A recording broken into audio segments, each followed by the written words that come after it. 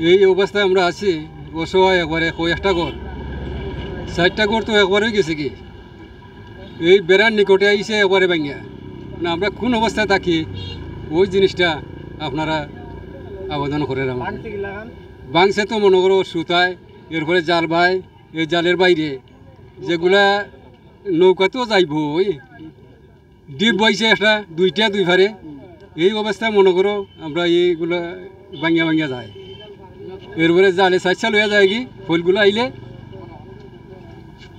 এখানে আর ফুল আজকে 4 বছর হয়ে গেল জি না না না কোনো লোক ফলাইছে না আমরা তো আইলাম আমার নাম ফৈজুল ফৈজুল ফৈজুল জি আমরা সুনামগঞ্জ জেলার আমার নাম আব্দুর রশিদ। প্রথমে বলছি আমরা সুনামগঞ্জ জেলার শান্তিগঞ্জ থানার অন্তর্গত জখলস ইউনিয়নের মির্জাপুর গ্রামের অধিবাসী। আমাদের বগলার খাড়া এবং মির্জাপুরের যে নদী বহমান আছে তার মধ্যে আমাদের মির্জাপুরের যে সাইডটা আছে এই নদী ভাঙ্গন শুরু হয়েছে আজ কয়েক বছর যাবৎ। প্রধানত সমস্যা ছোটোবেলা থেকে আমরা দেখতেছি এ খুনা জালে এখান থেকে মাটি ঠান্না হিসড়াইয়া প্রতিদিন ঠান্না লইয়া যায় বগলাখাড়ার ফাড়ের মধ্যে।